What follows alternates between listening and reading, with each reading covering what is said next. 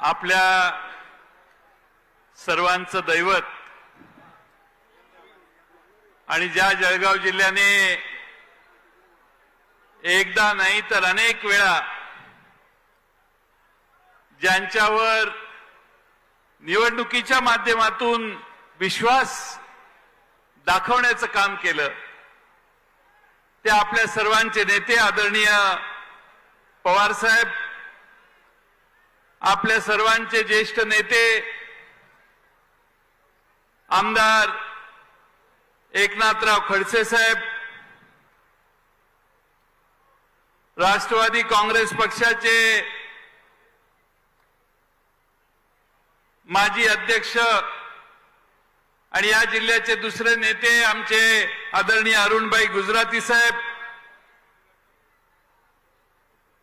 ज्यांनी 14 महिन्याचा तुरुंगवास भोगला आणि अतिशय ताठपणानं पुन्हा एकदा आपली भूमिका पवार साहेबांच्या बरोबर मांडण्याचं काम आज ज्यांनी केलं ते आमचे ज्येष्ठ सहकारी माननीय अनिल देशमुख साहेब, जितेंद्र आव्हाडजी,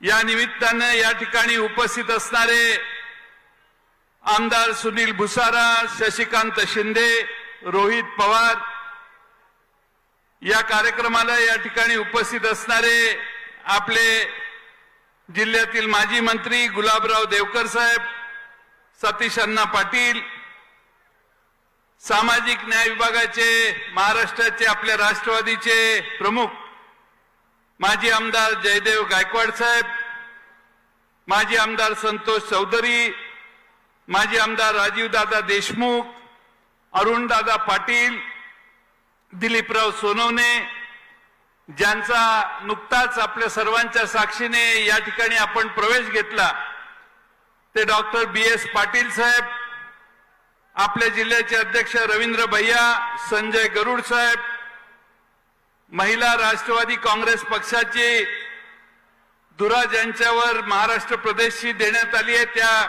रोहिणीताई खडसे, विद्याताई चव्हाण, मेहबूब शेख, रविकांत वरपे, प्रदेश सचिव एजाज मलिक, आमच्या युवतीच्या अध्यक्षा सक्षना सलगर, OBC विभागाचे आमचे सेलचे अध्यक्ष राज राजापूरकर, सोशल मीडियाचे आमचे अध्यक्ष महादेव बालगुडे, आपल्या जळगाव शहराचे अध्यक्ष अशोक लाडवंजारी, महिलांच्या अध्यक्षा वंदनाताई चौधरी, जिल्हा उमेश पाटील, शालिग्राम मालकर, OBC जिल्हा अध्यक्ष, ज्यांचा आपल्या सर्वांच्या साक्षीने आत्ताच प्रवेश झाला ते चोपडा मतदारसंघातील डॉक्टर चंद्रकांत बारेलाजी, व्यासपीठावरील सर्वच मान्यवर आणि बंधू भगिनींनो, आपला पवार साहेब यासना प्रेमना पोटी जमेल सर्व जनसमुदाय पाहिसन मी भराई गऊ, तुम्ही समजा एवढ्या उत्साहामा आठे उन्हात पवार साहेबांवर तुम्ही जो विश्वास ठेवा त्याबद्दल मी तुमले सर्वांसले दंडवत करस। खानदेशनी आपला पवार साहेबसले कायमच साथ देल शे आणि ह्या लढामा सुद्धा इथला लोके साहेबसना मागे खंबीर उभा शेत हे पाहिसन आनंद वाटी राहीना। आज बंधू भगिनींनो, ज्या प्रभू श्रीरामाने प्रेमाचा संदेश दिला, अहंकाराचा नायनाट केला, ते प्रभू श्रीराम वनवास भोगत असताना याच भूमीत आलेले होते। जे सत्यासाठी लढले ते पांडवी भ्रमंती करत इथं आलेले होते। संत निवृत्ती, संत ज्ञानेश्वर, संत सोपान यांची सर्वात धाकटी बहीण संत मुक्ताबाई, जिने ताटीच्या अभंगातून चिंता क्रोध, अहंकार याचा त्याग करण्याचा संदेश दिला. आणि म्हणून अनेक महंतांच्या पदस्पर्शाने ही भूमी पावन झालेली आहे. अनेक आक्रमणं या प्रदेशावर झाली. ब्रिटिश सरकारचा अत्याचार देखील या भागाने बघितला, पण मोडेल पण वाकणार नाही अशी वृत्ती इथल्या लोकांनी खानदेशच्या कायम दाखवली. कुणाच्या समोर गुडघे टेकाची प्रवृत्ती आमच्यात नाही हे प्रत्येक प्रसंगात खानदेशच्या जनतेने सिद्ध करून दाखवलेलं आहे. त्यांनी कदाचित पराभव मान्य केला असेल, पण गुडघे कुणाच्या समोर टेकायचे नाहीत ही भूमिका त्यांनी कधी सोडली नाही. आज पुन्हा एकदा आपल्या महाराष्ट्रावर काही लोक अतिक्रमण करण्याचा प्रयत्न करतायत. आणि मला आठवतं जेव्हा खानदेशवर दिल्लीश्वरांनी जेव्हा जेव्हा आक्रमण केलं तेव्हा खानदेशातले महाराष्ट्रातले काही फितूर दिल्लीश्वरांना सामील झालेले होते. आजही मित्रांनो काही वेगळी परिस्थिती नाहीये. आणि म्हणून आपण सर्वांनी छत्रपती शिवाजी महाराजांच्या विचारानं सगळ्यांनी एकसंघपणाने पवार साहेबांच्या मागे ताकद उभा करण्याचं काम केलं पाहिजे.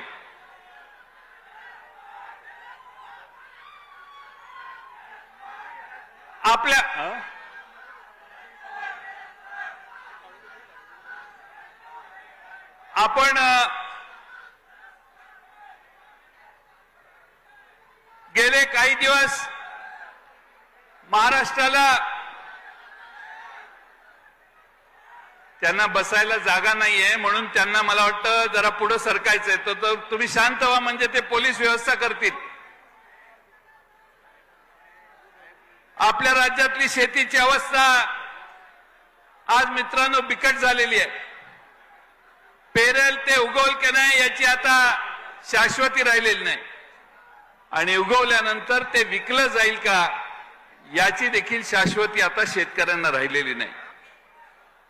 मधल्या काळात कांद्याचा एक प्रश्न निघाला.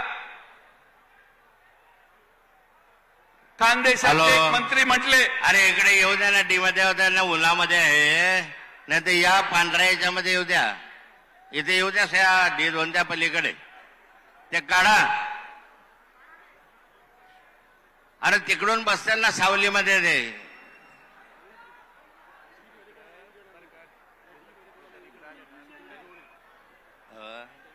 ते आहे ना,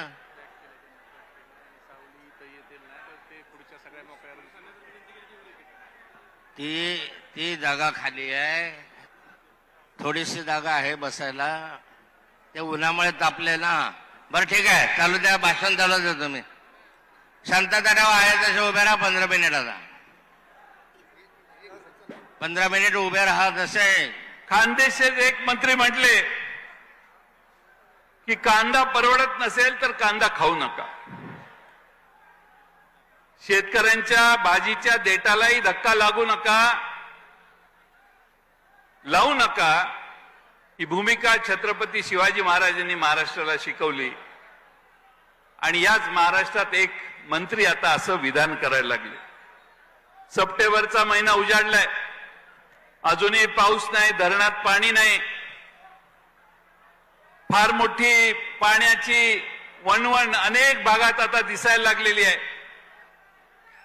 शासन आपल्या दारी ही भूमिका घेऊन सरकार वेगळ्या ठिकाणी जाऊन सरकारच्या कर्मचाऱ्यांचे आणि तिथल्या गरजू लोकांचे मोठ्या प्रमाणामध्ये मेळावे भरवते. 4-4, 6-6 महिने थांबवलेले दाखले देण्याचा कार्यक्रम तिथं पार पडला जातोय. पण सरकारला अजून हे माहीत नाहीये, कदाचित कल्पना नसेल. शासन आपल्या दारी म्हणणाऱ्या सरकारला हे माहिती आहे की नाही माहीत नाही की आपल्या दारात आता दुष्काळाचं संकट आलेलं आहे. दुष्काळ अनेक जिल्ह्यात आज दिसायला लागलेला आहे. आणि या दुष्काळामुळं आम्ही सरकारकडे मागणी केली, टँकरची व्यवस्था करा, चारा छावण्या उभारा, दुष्काळ जाहीर करा, पण सरकार मात्र अजून लक्ष द्यायला तयार नाही. महागाई किती वाढली आहे हे मी आपल्याला सांगायची गरज नाही, पण महागाईला तोंड देणाऱ्या सामान्य जनतेनं पेट्रोल डिझेलच्या ऐवजी सीएनजी कडे आपला वापर वळवला. त्या पांढऱ्या लाईनीच्या मागे उभं राहा, बसा, म्हणजे तुम्हाला सावली लागेल. आपल्या असंख्य दुष्काळातल्या समस्यांना सरकारने तोंड दिलं पाहिजे, सरकारने पुढाकार घेतला पाहिजे. सरकारने इतर कार्यक्रम थांबवून जरा दुष्काळाला कसा मुकाबला करायचा ही भूमिका सरकारने ठेवली पाहिजे. काल परवा त्यांना आत यायचं असेल तर आत येऊन द्या, नसेल तर बसून घ्या तिकडं.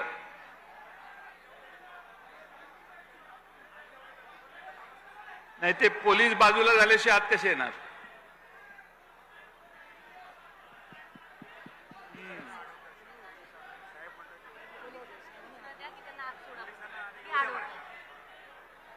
ते पोलिसांना माझी विनंती आहे की मागची पांढरी लाईन आहे त्याच्या मागे बसू दे आणि तुम्ही त्यांच्या मध्ये इकडे उभं राहा, तुम्हाला जर शंका असेल तर, पण तिकडे बसून द्या. पोलिसांना माझी विनंती आहे की त्यांना आत येऊन बसू दे. प्रचंड गर्दी असल्यामुळं आणि ऊन असल्यामुळं थोडीशी गैरसोय झालेली आहे.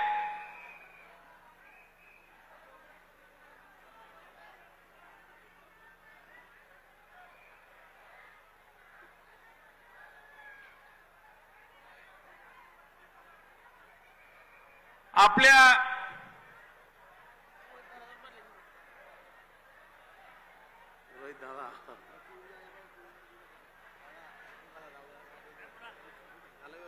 आपल्या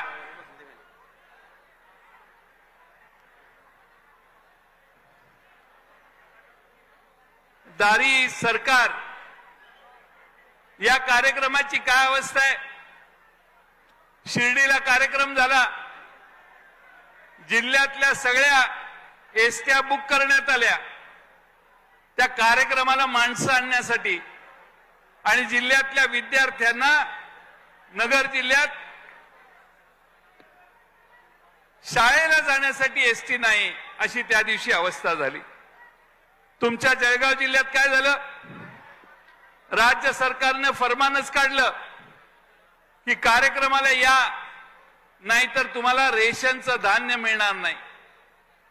म्हणजे या राज्यामध्ये माणसं गोळा करायला आता अनेक उपद्व्याप करावे लागतायत सरकारी पक्षाला, याची नोंद आपण सगळ्यांनी घ्या. आज आपल्या सर्वांना शेतकऱ्यांची समस्या काय आहे हे सगळ्यांना माहिती आहे. आज या ठिकाणी आपल्या कापसाला आधारभूत किंमत काल परवा 2 महिन्यापूर्वी केंद्र सरकारने जाहीर केली, ती 6,720 रुपये जाहीर केली. मला आपल्या सर्वांना प्रश्न आहे की आधारभूत किंमत 6,620 रुपये तुम्हाला परवडणारी आहे का? परवडणार असेल तर हात वर करा. नाही परवडत. आज यांच्या सरकारमध्ये कापसाला दर काय? 7,300, 7,400, 7,500, फार फार तर 8,000. आमचं ज्यावेळी सरकार होतं त्यावेळी कापसाला 12,500-13,000 रुपये दर पडला. आमचं महाविकास आघाडीचं सरकार असताना कापसाला दर चांगला, पण आता मात्र 7,500 पर्यंत दर खाली आला. 50% शेतकऱ्यांनी, 40% शेतकऱ्यांनी कापूस घरी ठेवलेला आहे. शेतकऱ्याला आशा आहे कधी ना कधीतरी कापसाचा दर वाढेल आणि चढ्या दरानं मला 4 पैसे मिळतील. तर आज जेवढा खर्च झालाय तेवढा बाजारातल्या दरामुळे त्याला मिळणार नाही, ही त्याची मनातली खंत आणि समस्या आहे. आणि म्हणून आपल्या सर्वांना या निमित्ताने माझी विनंती आहे की पवार साहेब एकदा कृषी मंत्री होते. 2009-10 ची आकडेवारी परवा एका रिपोर्टमध्ये आली. 1 रुपया ज्यावेळी लागवडीला ऊस उत्पादक शेतकरी खर्च करत होता त्यावेळी त्याला तिप्पट म्हणजे 3 रुपये मिळायचे. पण 2021 ला आता 1 रुपया खर्च झाला तर 2 रुपया परतावा मिळायला लागला. 9-10 साली कपाशीवर 1 रुपया गुंतवणूक केली तर 1 रुपया 80 पैसे मिळायचे. 2021 साली 50 पैसे त्यातले कमी झाले. 9-10 साली भाताची शेती करणाऱ्या शेतकऱ्याला 77% नफा व्हायचा. 2021 साली हा नफा कमी झाला, 42% खाली आला. बट्टीची शेती करणाऱ्या शेतकऱ्यांच्या नफ्यात 10 वर्षात तब्बल 25% घट झाली. मसूर पिकवणाऱ्या शेतकऱ्याला 8-9 साली 166% नफा व्हायचा, तो आता 102-108% म्हणजे 58% कमी आला. म्हणजे शेतकऱ्याचं उत्पन्न घटण्यासाठी महागाईचा परिणाम त्या शेतकऱ्याच्या खर्चावर व्हायला लागला. शेतकऱ्याचा महाराष्ट्रात देशात खर्च वाढला आणि शेतकऱ्याचं उत्पन्न दुप्पट करतो म्हणणाऱ्या शेतकऱ्याला आज प्रचंड मोठ्या अडचणीला तोंड द्यावं लागतंय. हे आपल्या मित्रांनो विसरता येणार नाही. आज खरं म्हणजे या ठिकाणी नाथाभाऊ खडसेंसारखे नेते आपल्याला लाभलेत. नाथाभाऊ खडसेंनी या जिल्ह्यामध्ये भारतीय जनता पक्ष रुजवला. नाथाभाऊ खडसे यांनी सतत मला वाटतं 25-30 वर्ष इथल्या लोकसभेच्या 2 जागा भाजपच्या निवडून याव्यात यासाठी प्रयत्न ते करायचे. आज नाथाभाऊ खडसे पवार साहेबांच्या नेतृत्वावर विश्वास ठेवून राष्ट्रवादी काँग्रेसमध्ये काम करतायत. आता या जिल्ह्यामधून येणाऱ्या लोकसभेसाठी कोण, हा प्रश्न आमच्या सर्वांच्या मनात आहे. आणि नाथाभाऊ हे शिवधनुष्य तुम्हीच उचललं पाहिजे असं माझ्यासारख्या कार्यकर्त्याला वाटतंय. तुम्ही 25-30 वर्ष 2-2 खासदार निवडून दिलेले आहेत आणि त्यामुळं पवार साहेबांची अपेक्षा आहे हा जिल्हा 1985 साली पवार साहेबांच्या मागे 7च्या 7 आमदार पवार साहेबांच्या मागे निवडून देऊन 100% रिझल्ट हा जिल्ह्याने दिलेला आहे. ही या जिल्ह्याची परंपरा आहे आणि म्हणून मला खात्री आहे की उद्याच्या राजकारणामध्ये नाथाभाऊ तुम्ही या जिल्ह्यात लोकसभेत निश्चित शिवधनुष्य उचललंच पाहिजे. पण या जिल्ह्यातले जास्तीत जास्त आमदार पवार साहेबांच्या आणि महाविकास आघाडीचे निवडून कसे येतील हे बघण्याचं काम तुम्हा आम्हा सर्वांना करायचंय. खरं म्हणजे आमच्यातनं गेलेली लोक आता पवार साहेबांच्या कर्तृत्वावर प्रश्न निर्माण करायला लागलेले आहेत. पवार साहेब ज्यावेळी पहिल्यांदा मुख्यमंत्री झाले त्यावेळी पवार साहेब स्वतःच्या जीवावर स्वतःच्या कर्तबगारीवर पहिले महाराष्ट्राचे मुख्यमंत्री झाले.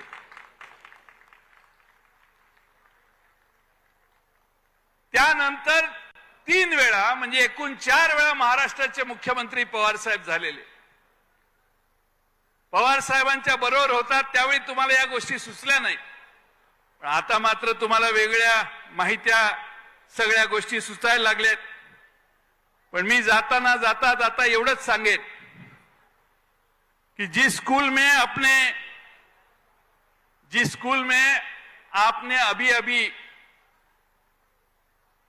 अभी अभी दाखिल हुए हैं, जिस स्कूल में आप अभी अभी दाखिल हुए हैं उस स्कूल के प्रिंसिपल भी पवार साहब के पास से ट्यूशन लेते हैं. पवार साहब की उंगली पकड़कर राजनीति में आया हूं, आलं का लक्षात? त्यामुळे कुठल्या शाळेत जायचं ह्याचा तरी अभ्यासाने विचार करायला पाहिजे होता. त्यामुळे तिथले प्राचार्य, मी काही जास्त बोलत नाही त्याच्यावर, पण काल परवा जालना जिल्ह्यात मराठा उपोषण करणाऱ्या आमच्या मनोज जिरगे आणि त्यांच्या सहकाऱ्यांच्यावर प्रचंड मोठा अमानुष लाठीमार झाला.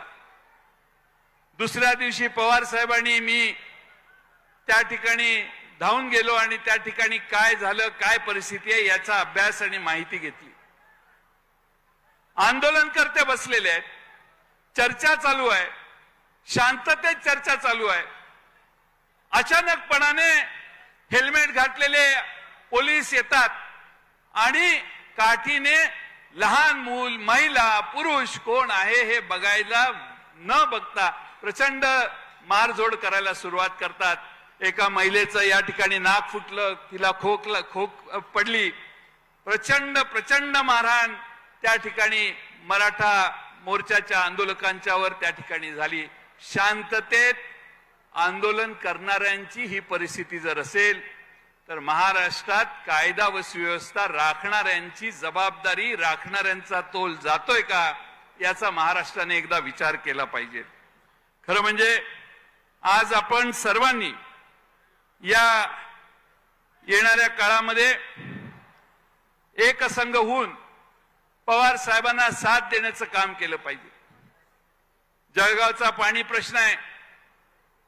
मला आठवतं एकनाथ खडसे साहेब जलसंपदा मंत्री होते त्यावेळी या जिल्ह्यातल्या सगळे मोठे प्रकल्प एकनाथ खडसे साहेबांच्यामुळे सुरुवात झाले आणि मार्गी लागले. मग मधल्या काळात एकनाथ खडसे साहेब मंत्रिमंडळात नव्हते पण तिकडे होते. त्या काळात या प्रकल्पांची गती थोडीशी कमी झाली. 2.5 वर्षाची संधी मिळाली. एकनाथ खडसे असतील, गुलाबराव देवकर असतील, सतीश अण्णा असतील, राजूदादा देशमुख असतील, अरुणबाई गुजराती असतील, रोहिणीताई खडसे असतील, सगळे या जिल्ह्यातले नेते हे सतत आग्रह करत असल्यामुळं इथल्या अंमळनेरच्या साठी वरदान ठरणाऱ्या पाडळसे धरणाला देखील कोट्यावधी रुपये कधी नव्हते मिळाले ते आम्ही देण्याचं काम केलं. आणि त्यामुळं पुन्हा एकदा जर जळगाव जिल्ह्याच्या प्रगती आपल्याला साधायची असेल तर बोलून चालणार नाही. आपल्याला पूर्णपणाने ताकदीनं राष्ट्रवादी काँग्रेस आणि महाविकास आघाडीचा विचार पुन्हा एकदा स्वीकारण्याचं काम केलं पाहिजे. हीच मी आपणा सर्वांच्याकडून अपेक्षा व्यक्त करतो. खरं म्हणजे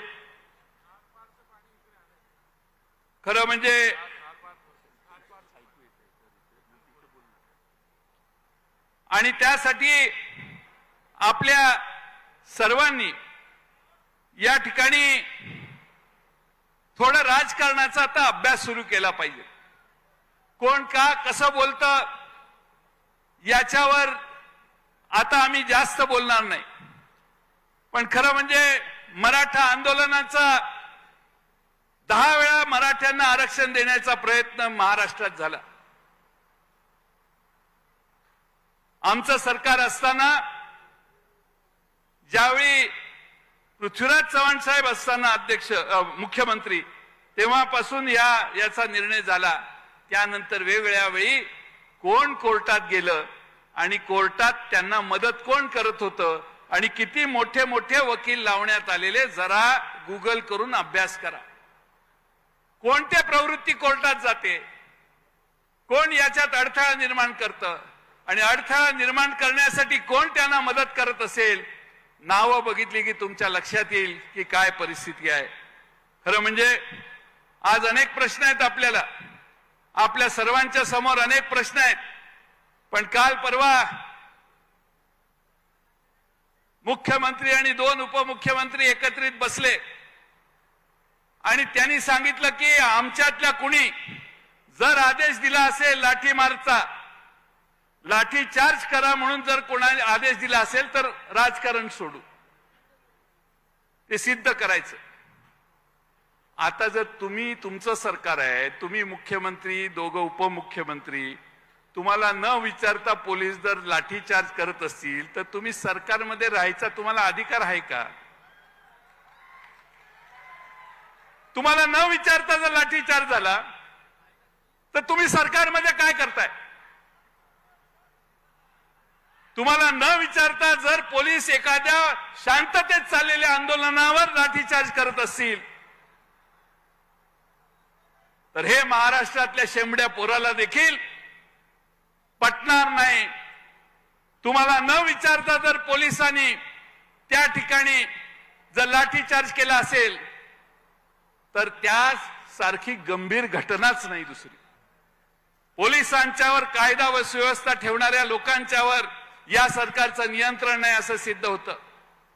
आणि म्हणून आपण सगळ्यांनी बारकाईने बघा. मगाशी काही क्लिप दाखवण्यात आल्या, त्यामुळे आता जास्त काही बोलायची आवश्यकता आहे असं मला वाटत नाही. आज आपण सगळ्यांनी एकसंघपणाने थोडस बारकाईनं राजकारणाचा अभ्यास करा. निवडणुका भविष्यकाळात एका वर्षभरात येणार आहेत. वर्षभरात ज्या निवडणुका येतील त्यावेळी जरा डोळसपणाने मतदान करा. पवार साहेबांच्या नेतृत्वाखाली, उद्धव ठाकरेंच्या नेतृत्वाखाली आणि राहुल गांधी यांच्या नेतृत्वाखाली काँग्रेस, शिवसेना आणि राष्ट्रवादी काँग्रेस एकसंघपणाने तुमच्या समोर समर्थ पर्याय ठेवेल. आम्ही सगळे एकसंघ होऊन महाराष्ट्रात आणि देशातल्या या आलेल्या संकटाला दूर करण्याचा प्रयत्न करू. त्यावेळी मात्र आज एवढ्या प्रचंड संख्येनं तुम्ही या ठिकाणी येऊन पवार साहेबांच्या मागे ताकद उभ्या करण्याचा निर्धार व्यक्त केलाय. आता परत गेल्यावर प्रत्येक मतदारसंघ बांधायचं काम करा. सभेला उपस्थित राहणाऱ्या सगळ्यांना माझी विनंती आहे, पक्षातनं काही जण गेले असले तरी पुन्हा ताकदीनं पक्ष उभा करा. मला जळगावकरांचं सगळ्यात पहिल्यांदा अभिनंदन केलं पाहिजे देवकर अप्पा, की तुमच्या जिल्ह्यात फारशी पडझड झालेली नाही. तुम्ही सगळे राजू दादा एकसंघ आहात. तुम्ही एकसंघपणाने अरुण दादा फार ताकदीनं मनात आणलं तर अरुण दादा तुम्ही सगळे एकसंघपणाने यातले सगळेच्या सगळे पैकीच्या पैकी खासदार आणि पैकीच्या पैकी आमदार महाविकास आघाडीच्याकडे आणून देण्याचं, निवडून देण्याचं काम कराल. अरुणबाई गुजराती साहेब, तुमच्या वेळेपासून या जिल्ह्याला परंपरा आहे. पहिल्यांदा 85 साली तुम्ही निवडून आलेला होता. तुमच्या 7 जणांपैकी तुम्ही एक होता. तुम्ही प्रेरणा द्या, जुन्या आठवणी सांगा. आणि या जिल्ह्यातले तरुण नेते, आपल्या भागातले सगळे मान्यवर यांनी ताकदीनं काम केलं तर जळगाव जिल्ह्याच्या समोरचे सगळे प्रश्न सोडवण्याची जबाबदारी राष्ट्रवादी काँग्रेस पक्ष घेईल, हा विश्वास मी या निमित्तानं देतो. आणि प्रचंड मोठ्या संख्येनं दुपारचं ऊन असताना आपण या ठिकाणी आलात. ऊन लागत असताना पुढे यायचा प्रयत्न केला. आपण परत मागे गेलात आणि त्या ठिकाणी समजूतदारपणाची भूमिका ठेवली. याबद्दल उन्हात उभा राहणाऱ्या सगळ्यांचं मी मनपूर्वक आभार मानतो आणि 2 शब्द संपवतो. धन्यवाद.